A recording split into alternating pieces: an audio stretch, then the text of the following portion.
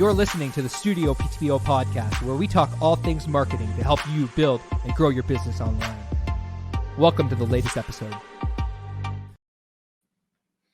Welcome to the StudioPTBO podcast. We are back, and we're back at it again with another guest. Neil Morton, how are you doing, my friend? You going to sing a ballad for me today? No, definitely not, Cody May. You've heard me sing, and I was definitely, it's funny, I was cut from like the choir at Emerson Heights Primary School, and I think I was the only person cut. I am that bad a singer. I'm not surprised at all. But yeah, we have a really special guest on, speaking of singing today, and someone who can belt out the best karaoke ever this side of Peterborough and beyond. Rob Wells is in the house today. Rob, welcome to the show. Hey, thanks for having me. Exciting. Yeah, this is great. So Rob is a award-winning singer, arranger, writer, but his real claim to fame really is being the Adam Scott Hall of Honor. Yes. Is that correct, Rob? Yes, it is. It is actually. I had a guidance counselor in Adam Scott when I was going there in high school tell me that if I followed music, I'd be living on the streets. And it was just poetic justice getting on that Hall of Honor. That was really quite something. Yeah, it's really cool. Like, Rob is a true success story. We went to Adam Scott together. He was a couple grades below me. But I do remember you being always in that sphere in high school, the creativity and drama and music. That was always, even then, and you and your brother Greg, both of you were very musically inclined. And give me a framework of growing up and being in the north end of Peterborough and Adam Scott itself. What did, if anything, it instill in you? Was there a particular teacher that inspired you there? Yeah, actually, going back to Edmondson Heights, my elementary school as well, I had a teacher in grade 3 who realized that I loved to play piano. Every recess, every lunch break, after school, they'd have to kick me out of the school. And then I'd go home and play piano some more and play some video games and things like that. But in grade 3, my teacher, Mr. Tompkins, who is no longer with us, he passed away last year. He actually asked me if I'd be interested in writing a song for our grade 3 class to sing. And I went home over the Christmas break and worked on that, and came back and played it to him, and he played it to the class, and they all had to learn it. They were kind of forced to learn it. Yeah. And we then performed it in front of the whole school, teachers, parents, and there was like some big event that happened in April. I can't remember exactly, but that was kind of it. That was like a real sort of eye-opening experience for me to realize that you could write songs, that you could be part of songs, that you could create music, you could create, art in the form of music and all of that. And I also grew up in a very musical household. Like, my mom played, my brother played, my grandparents played. So many people in the family played music. And then my dad was a minister at Northminster United Church, and going to church every week, there'd be choirs. There was the junior choir that I was a part of. They had musicals that they would put on, all sorts of musical presentations and performances. And so you kind of just really didn't have a chance not to get into music in my house, basically. Was there like a defining point that you, like, I know that, like, obviously your entire family, and you grew up in a musical household, you grew up in church and everything, but was there a defining point where you're like, I want to make this career? Like, I'm curious about that and how that started. Was there kind of an aha moment where you're like, I really want to go into music, I want to produce, I want to write music? Like, was there anything like that happened in your life that you can like really think that really shaped where you are now? Well, I think definitely that moment in grade 3, actually, when I was 8, like, believe it or not, it's a really young age to make that happen. But that was a real sort of like aha moment. There's something in this. And I took a real interest then in buying records and buying music, and then looking at all the credits and reading about the songwriters and reading about the producers and where it was recorded and who played on it and all of that. So I had dreams at that point of being in a band and being famous and being a singer and doing all of that. And I didn't realize that, I more have a face for radio and that sort of thing. So being an artist wasn't really what I was cut out to do, but I love writing so much that I just continued that in through high school. I would write. I wouldn't do homework at night. I'd work on the morning announcements, and I'd create like a recording and then play that on the morning announcements the next day. I just took a real interest in that. I then left Peterborough. For grade 13, I went to a performing arts high school in Toronto. And in that school, there was a music studio. And that just really, that was another aha moment where it just like everything exploded. And I was then working with multiple instruments and recording and producing and bringing in different artists from the schools, different singers. And we'd work on covers, we'd work on originals. And that just sort of, that was another moment where things kind of exploded for me creatively and made me realize that maybe this is something that I would like to do. It's interesting. You're right. Like for me, it's moments in life sometimes that happen that change your perspective and your perception of what you can do with your life and what you want to do with your life. It does happen that way. Sometimes it's serendipity and luck and timing, but it's moments too. Like I had a teacher at Adam Scott, Mr. Brian, who just like, he inspired me. Like one person, the way he taught inspired me to want to write. Because I wasn't that engaged in high school. I own that. I was like a party guy, a jock, what have you. But he pushed me to do that, but not aggressively. Just his passion for life and his passion for studying books and being dramatic. And it can be one teacher, you're right, Rob, or one moment that really defines your life, or a series of moments. What's really interesting, I was looking in the Escovian this morning, 1989 Escovian, and you called it somewhat. So you predicted. This was Scott Odyssey predicting in the year 2009. So 20 years later, you predicted this, that hopefully I will be in a musical group which orbits the solar system, taking requests from extraterrestrial life. That's not too far from the truth. That is pretty amazing, isn't it? Like, do you recall that quote? Have you looked back on? I had that same book. It makes me laugh. I mean, we all thought the world was going to be like Blade Runner at this time, right? So we all thought we'd be living on off-world colonies and things. So I was obsessed with sci-fi, and I think that's why I wrote the solar system and extraterrestrial part. But definitely, even at that age, I just thought I have to be involved in music in one way or another. But you didn't. Yeah, sorry. Go ahead, Cody.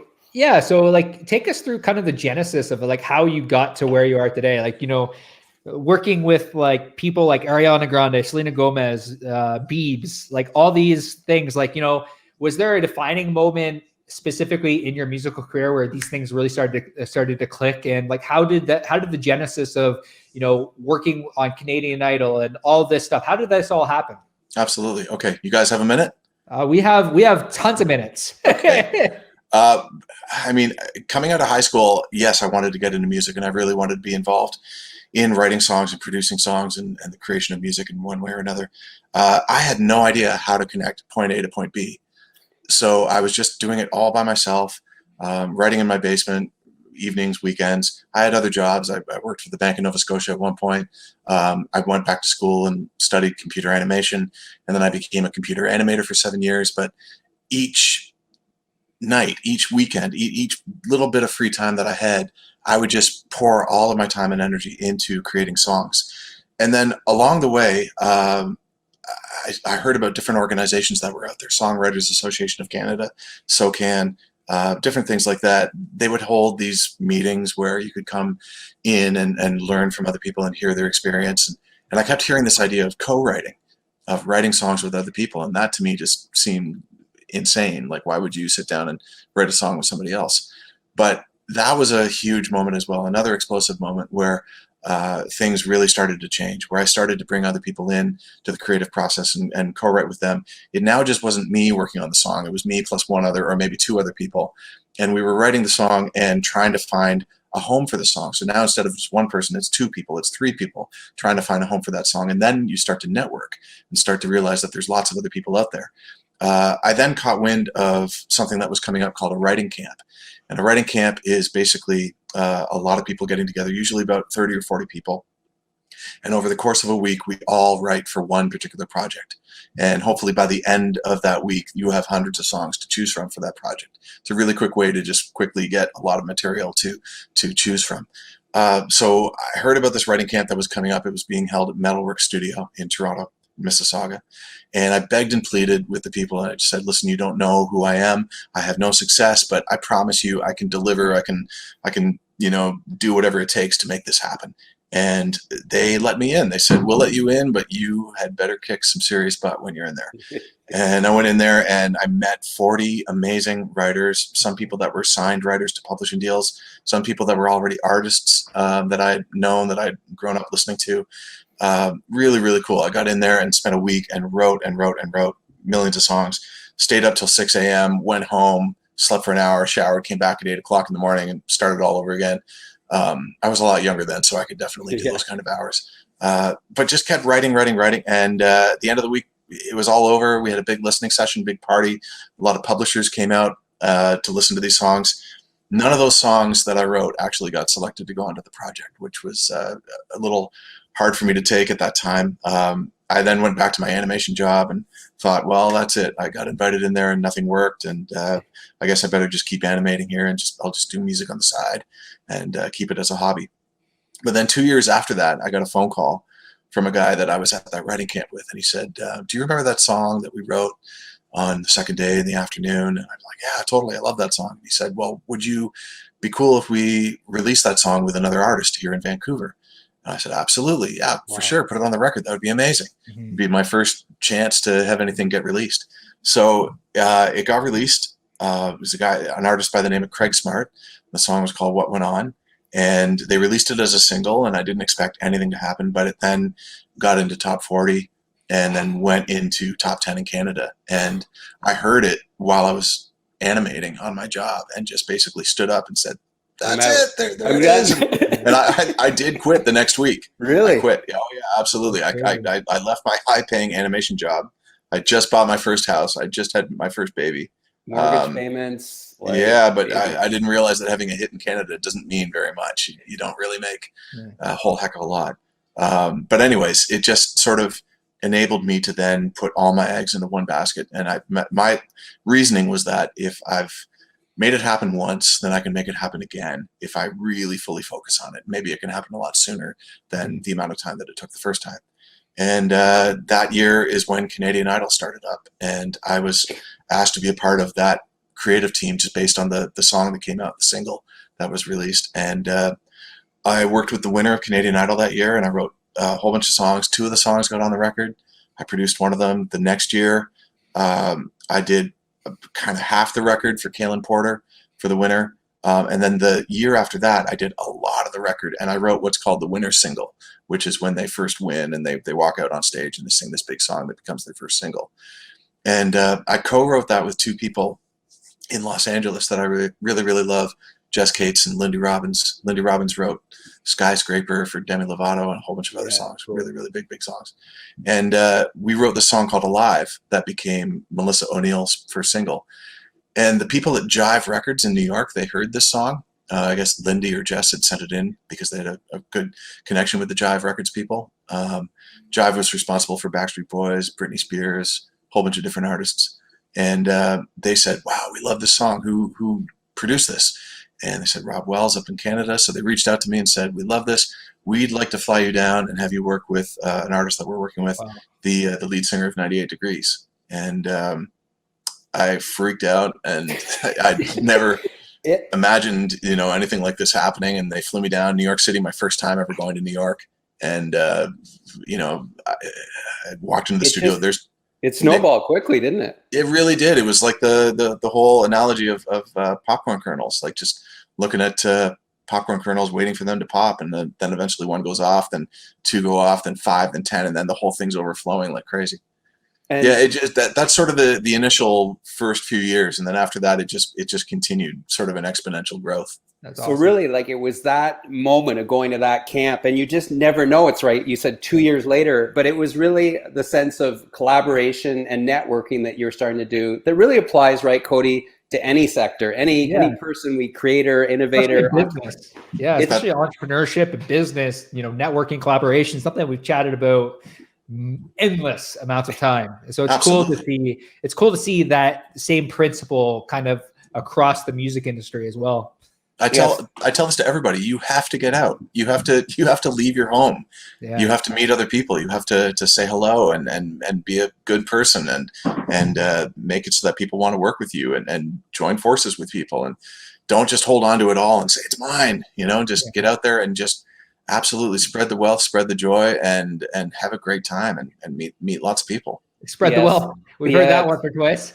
Silos really don't work in life. And when I figured that out too, to open my, and it was really when I came back to Peterborough for me, interestingly enough, just joining the Peterborough Chamber and joining this organization and joining this charitable event or this or that, like it was a game changer. It really was. And it opened my eyes like, holy geez, this stuff works and it's real and it's authentic and it's genuine. And it's just, but it's so true what Rob is saying. Like it applies. Like there was that cathartic moment that you had to go through when you're like, well, I love writing, but why aren't I breaking out? Like, why isn't anyone discovering me? But it was the collabs that you did.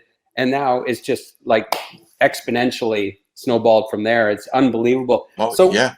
Walk us through, like, what does music mean to you? Like when you're collaborating with artists like Justin Bieber and Randy Bachman, Corey Hart, you name it, Alan Doyle, like what is it about music? Is it a sort of cathartic? What's the goal behind your approach to music? Oh man, great question. You know, man, I'm such a lover of life and nature, and I see music everywhere, in everything. Music is, people say that they're not musical, but I argue against that all the time. Everybody is musical. Everything is musical. The changing of the seasons is a musical event. It keeps time. It's always going. The day, night, sunrise, sunset, all that. Wind blowing through the trees, all of that. Just it's all music. It's all communication. It's all feeling. It's all emotion.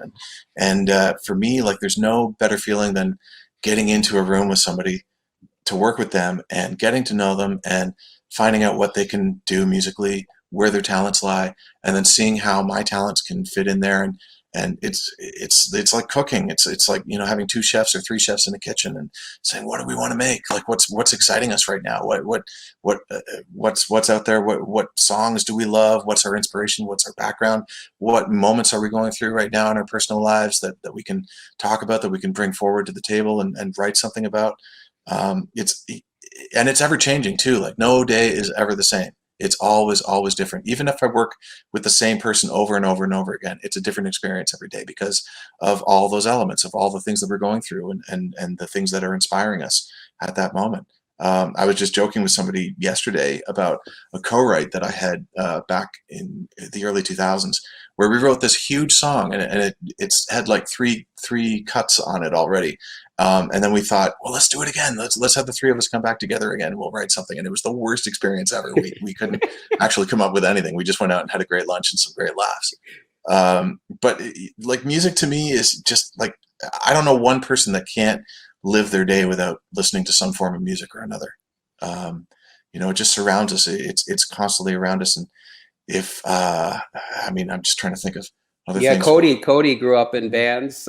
Cody, you've been, like, music's been totally changed your life, right? Your approach to life. Yeah. It's one of those things that are just so, like, and I agree with you, Rob, like, it's so intertwined in everything that we do in life. And, there is a cathartic feeling. And I'm just really curious, Rob, like, because, like, you're creative, I'm a creative, but like, you're also a business, like, man as well. Like, and you do business. So I'm curious how you balance the creativity and the business and what that looks like, like from, producing to creating to produce, and you're kind of creating even in producing, but you've done so much in your career. I'm just curious, how you balance being a creative, but also doing business.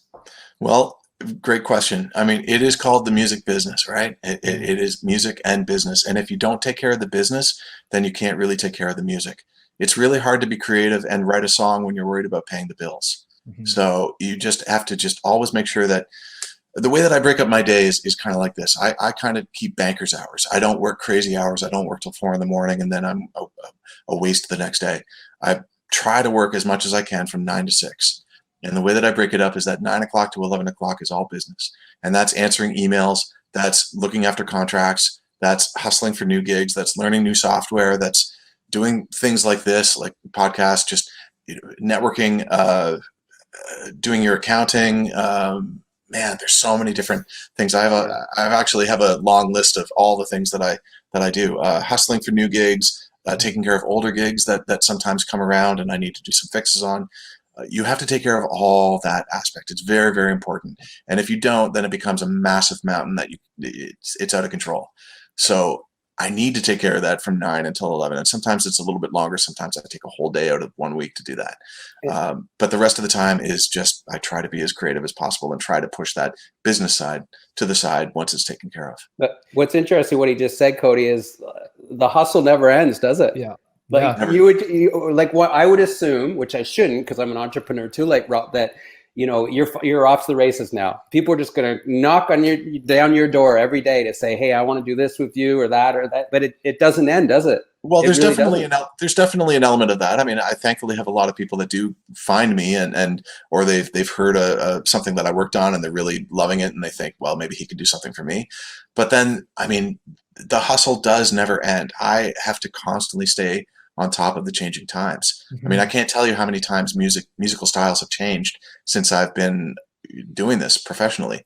Like it went from me doing a lot of pop rock stuff to like boy band stuff to back to pop rock, back into like tropical house and doing more like urban stuff and everything. So just like staying on top of the curve and just staying current and relevant is also very, very important because, I mean, let's be honest, I'm 47. This is kind of a young person's game.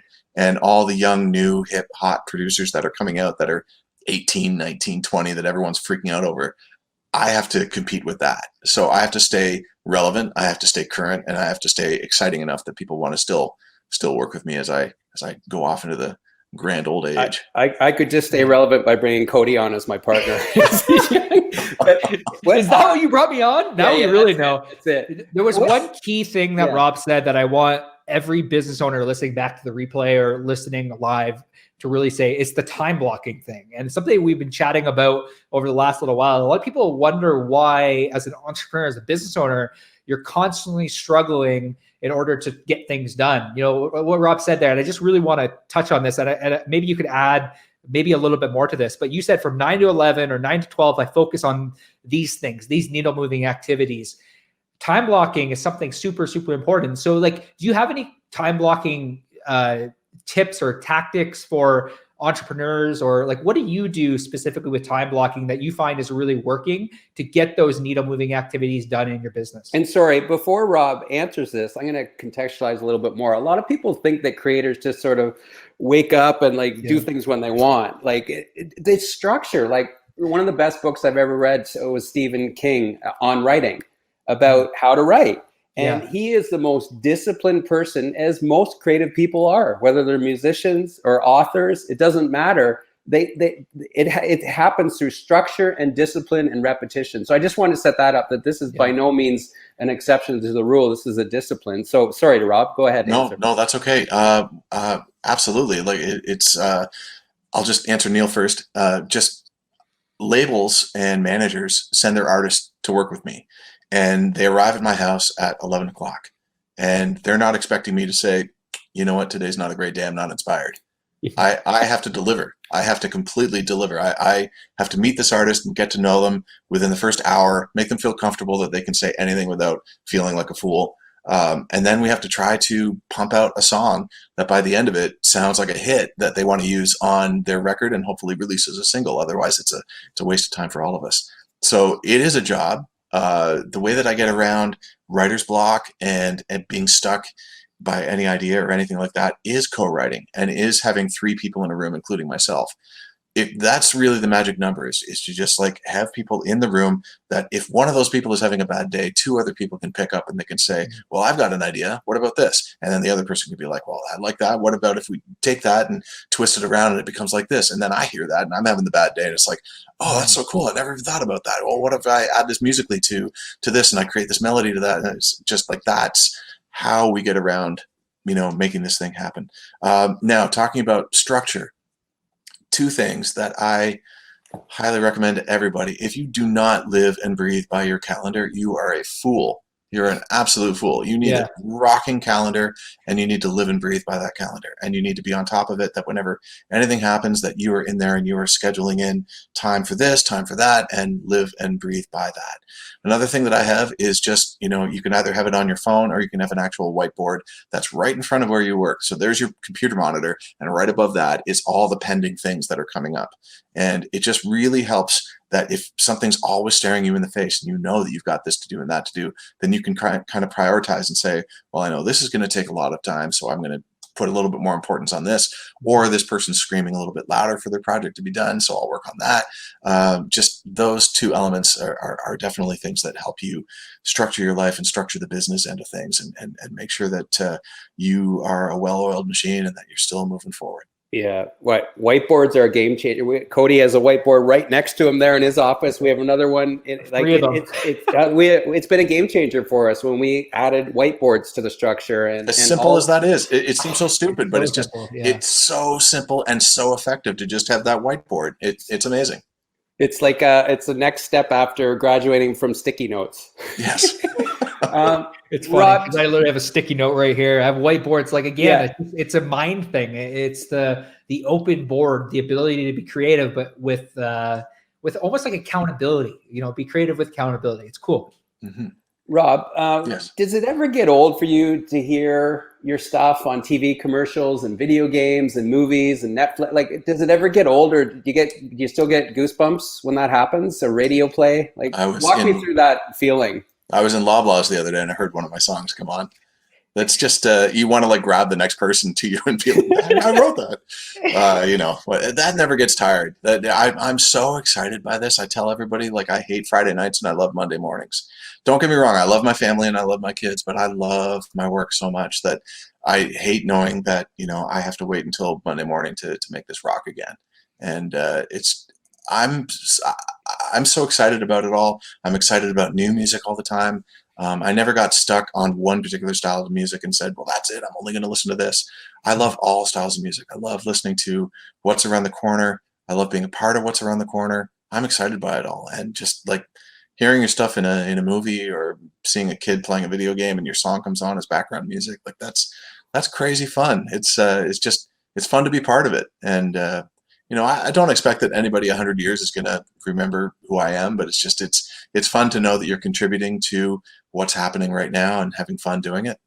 Do you have a different approach than your brother? So your brother is an acclaimed songwriter as well, and producer, Greg Wells. I think he lives in Los Angeles. Yep. Yeah. Do you have a different approach than him? And do you ever collaborate, the two of you? Walk us through that sort of process. We don't really collaborate. It's kind of like having two Captain Kirks on the Enterprise. It's kind of hard to make that happen. He and I do the same thing. Like, we're both songwriter producers. He being in LA, so he works on a lot of massive projects that go through there. I've done the LA thing. I've gone down there and I've worked a whole bunch. I found that with LA, I was much happier when the plane was taking off and heading back to Canada than I was heading to LA. So I love being here in Canada. I love supporting Canadian acts, Canadian artists. I love the vibe here. I love the way of life in Canada, all of that.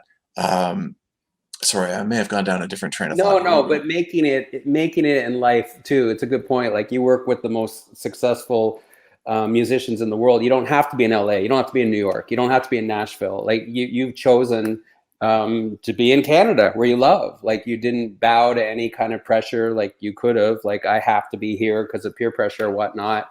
It's very true and authentic to who you are, and it almost probably inspires you more, right? It's very funny too how things have changed, because I used to tell people all the time I'm from Toronto, and they used to laugh. They'd think, Toronto's not a music city. Why are you living in there? And I'm like, dude, you have no idea. There's some of the best songwriters are here in Canada and in Toronto, and it's incredible. And I get way more inspiration working with people here than working with people in LA. There's a lot of great writers in LA too, and Nashville and London and Miami and all over the place, Stockholm. But I find that the best inspiration is here. It's absolutely, like, just lovely people, great attitudes. They're not looking at their clock thinking I got to head out to this next session. It's like, it's good, honest work. It's good, honest people, and music from the heart. And I love being a part of it. Definitely.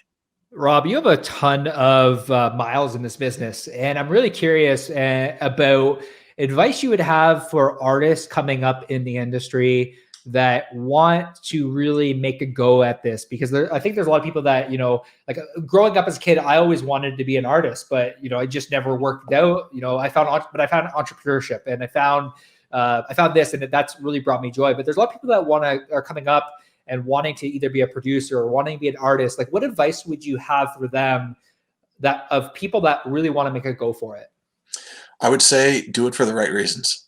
Definitely do it for the right reasons. If you wake up in the morning and the first thing that you think about is working on music or producing songs or singing for people, and then it's all you think about during the day, and then you go to sleep at night and that's what you're thinking about, and it's just itching and it's eating you inside, like, just, that's what you have to do. You have to do what you love. Mm-hmm. Absolutely. And that in anything, like, just imagine you had all the money in the world, you had $80 million in the bank, you never have to work another day in your life. What is it that you want to do with your time? And whatever that answer is what you should be doing. And if music is what you should be doing, then absolutely do it. At the same time, music is a really hard business to get into at the very beginning. I would definitely suggest to not put all your eggs into one basket of music. Have something else. Have not a backup plan, but just like be employed or going to school if that's your age. But once you get out of school, definitely have a gig where you are making money, because it's really hard, as I said before, to be creative and worried about paying the bills. So definitely just have some sort of thing where financially you're okay and you can spend time in the evenings or the weekends to create your craft. Then when you're creating your craft, don't chase what's happening out there right now. Don't just be like, oh, well, this is popular right now, maybe I should be working on this. Follow your heart, follow your dream. Whatever it is that is speaking to you, saying that this is who I am, this is the kind of music that I like, whatever's true and honest to you, chase that and make that as amazing as possible. And if it's really, really good, then eventually one person is going to start listening, and then 2 people, and then 3 people, and then it starts going exponentially. Then more people are listening. Release music. And if your first release gets 10 listeners listening to it and they really like it, and 20 people saying, oh, that's garbage, whatever, who cares? Do it again and release the next one. Now instead of 10, it's now 50 people that are listening. Then release something again, and now it's 100 people, and it's a slow burn. It's slowly getting in there and getting in there and getting in there. The worst thing is to release one thing and have it massively blow up around the world, and then the next thing that you release, nothing happens. You're done. You're over. So just, I don't know. Just the one-hit wonder, right? Yeah. The best thing is to start slowly and build slowly, and then you build this massive following that never goes away. Side hustle. And tell us about Rejection, because we talked to a lot of entrepreneurs, very successful ones around the world, about this. And failing is part of success, right? Failure is part of the journey. It's actually a great part. It's part of being competitive and trying to win at your passion. So walk us through what failure has looked like to you over your life, and then what the wins look like. Sure. In the music business, rejection is 99.9% of my life. It's constantly. I have a long list of people that I've worked with, and it looks very successful and amazing. But if I show you the other list, that's all the failed projects, all the things that never saw the light of day, it's probably 100 times as long. You can't let that knock you down and never get back up again. You just have to keep doing it. And again, if you love it, it's just, you'll find a way to make it work. You will get rejected nonstop. And one person will say no, another person will say no, another person will say no. And then all of a sudden, that 100th person will be like, you know what, there's something here, and I really like this. Maybe this could be used for something. And then all of a sudden, those other people that said no said, oh, I passed on that? Oh, I'm sorry. And like, think about the Beatles. The Beatles were rejected by everybody. Everybody rejected the Beatles. The #1 band of all time. The 2 most popular songwriters of all time. Everybody passed on it. So, I mean, they had to go to Germany and jam for right before they were just. You're right. Oh, it's crazy. You just never know, Matt. But you also have to be resilient, right? Yes. You have to be incredibly resilient. And where did that come from with you? Where was it instilled in you, or did you just find it in yourself? Man, I really have to say my grandfather on my mother's side and my mother definitely are very incredibly driven people. My dad, too, was a very driven person. But my grandfather came from Newfoundland and really wanted to become a professor at Queen's, and came from this little tiny fishing village and eventually became a United Church minister and followed his passion and moved to Ontario, and then became a professor at Queen's teaching theology, where my parents met, and that's how I came to be. My mom, also very, very driven, was very much a force in getting myself and my brother into music, and always having music around, and always organizing musicals and plays and things that were happening in and around Peterborough. And she's still very, very driven. So I think like just having that in my blood and just seeing them as an example of just, how to get out there and make things happen from nothing and build it up. That's really, really huge. I really always say, to succeed at anything in life, man, you need three things. It's a tripod. It's a camera tripod. And if one of those legs is missing, you will fall over. You need drive, you need talent, and you need personality. Those are the three most important things. And if you're missing any one of those things, it's not going to happen. You can have the best personality. You can have the best talent. If you have no drive and you're not networking, nothing's going to happen. It's just, you take away any one of those legs, it will not happen. Yeah, the drive thing, the talent, the personality, the ability to communicate your message, be able to talk to people, the networking, like, was something that was really big. Like, I remember when I got into the entrepreneurial journey, like the biggest thing that Neil said to me on a consistent basis was network your ass off, continue to communicate, continue to connect with people, get around people. And recently I heard somebody on a podcast say, the more hands you shake, the more money you make. And I really believe that. And we've gone through a pretty crazy last, 2 months. It's been nuts. We're global pandemic, and we had a lot of entrepreneurs, a lot of business owners very early on in this thing, in our community, in the StudioPTBO Marketing Hacks group, feel fairly deflated about what was happening in the world. Businesses closing, not be able to, practice their craft, which is entrepreneurship. I'm curious, Rob, like, what does mindset mean to you in business and music? And what does it mean to you as a producer? Maybe walk us through that and what mindset means to you. I try to have the most positive mindset of all. I try to see the joy in everything, see the beauty in everything, see the opportunity in everything.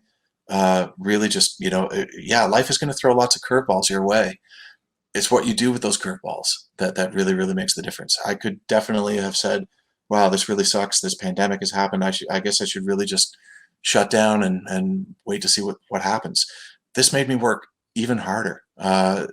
Just when you think you are working hard, you have to work harder. You have to work harder, and you have to find other opportunities, and you have to make things happen. I really think my dying breath is going to be like, but wait, there's that job that I was supposed to be working on. It's probably just going to just ride out into the sunset like that. Just mindset with business is always just stay positive, stay pleasant to everybody that you meet. Don't let people walk over you. Be confident, but be kind at the same time, and create good work. You'll get repeat customers if you create good work and you make people really happy. If you made them laugh a couple of times while you're working as well. Just make it a great time and create amazing opportunities for yourself, and those turn into an amazing career, hopefully. I love that outlook on life you have. And speaking of the pandemic, like Cody referenced, walk us through the backstory of the rendition you did of Don't Stop Believin'. I think it's just beautiful. And I'm already full of optimism and hope. And I was telling you before we got on the show here that I listen to that every day, the song you did, which has nearly 20,000 views right now. And it's a rendition of Don't Stop Believin', which is an anthem for everyone. Definitely an anthem growing up at Adam Scott. The best time I ever heard that was at a Holiday Inn in downtown Detroit. Once it was wow. Yeah, it was really cool. But walk us through the backstory of that song and what it's meant to people, because it's really resonated with people in this moment in time.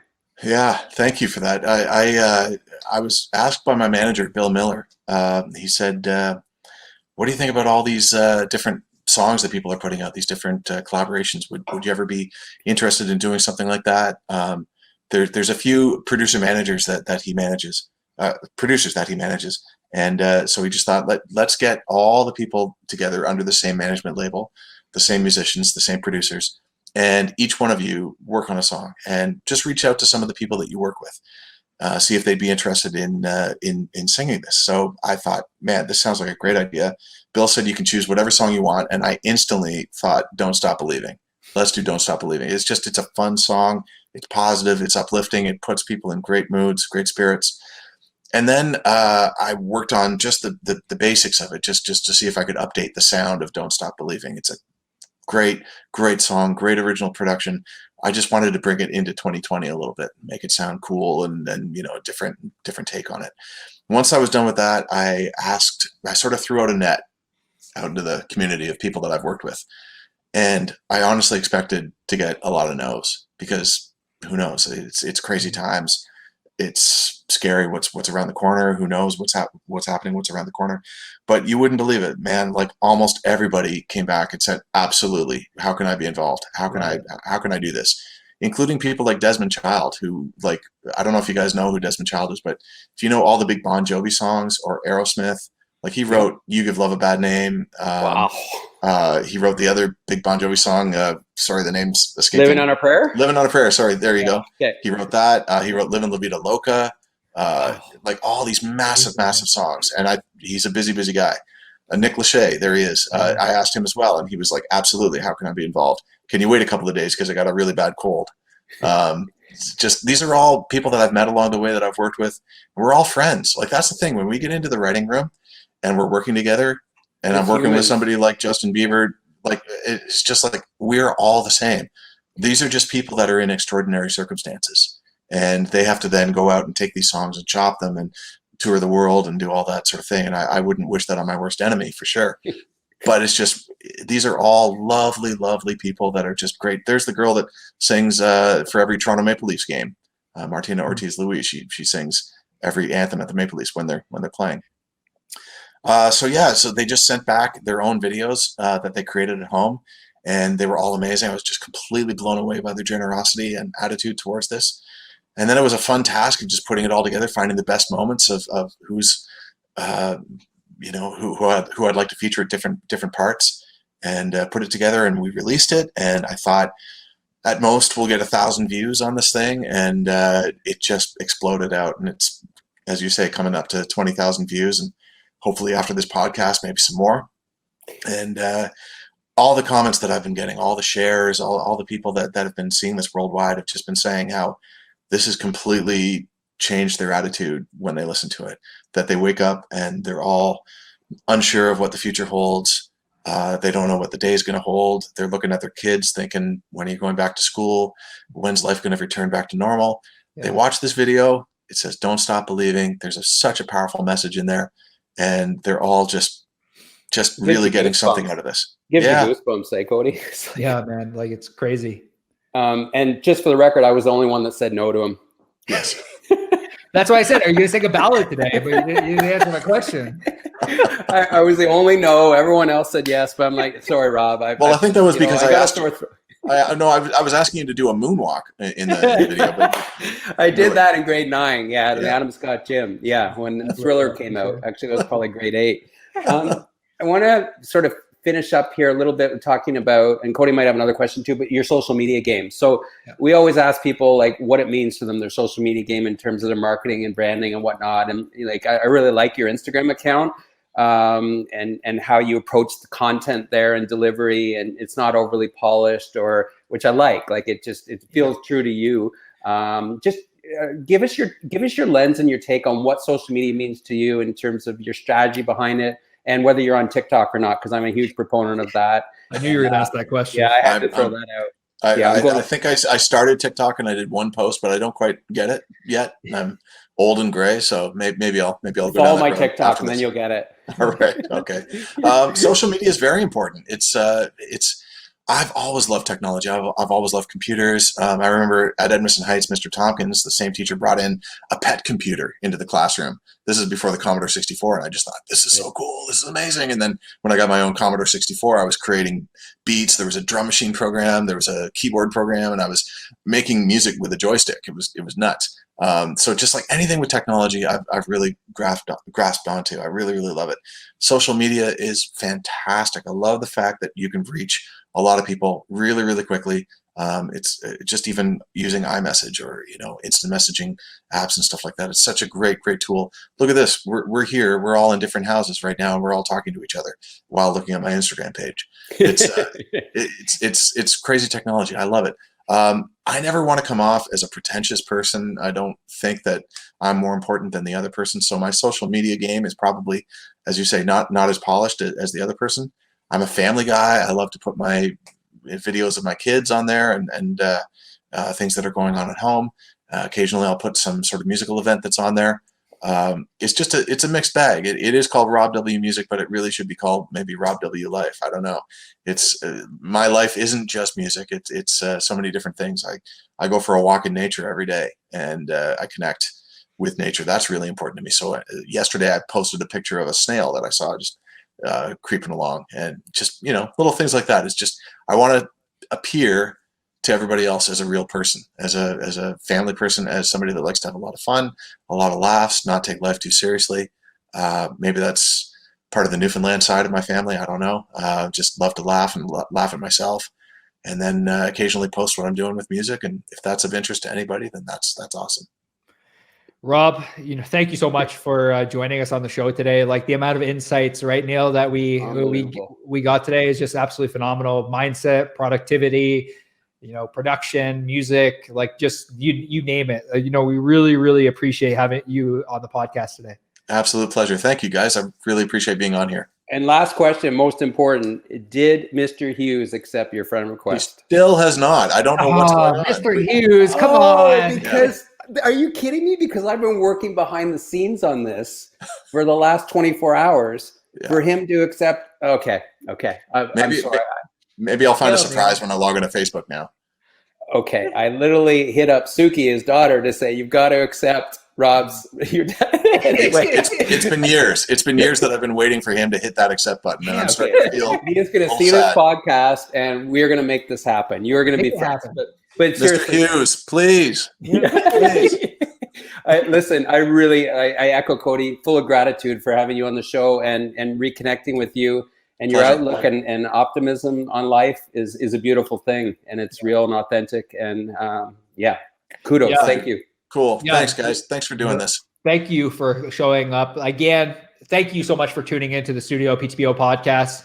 These things keep coming up on the podcast, the mindset stuff, the gratitude, the perspective, all something is super important to run a business, to be in the music industry.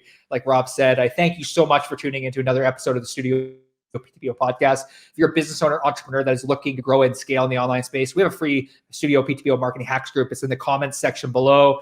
Love to see you inside of there. Thank you so much, Neil. Thank you, Rob. And thank you for tuning into the Studio PTBO podcast. We will see you soon.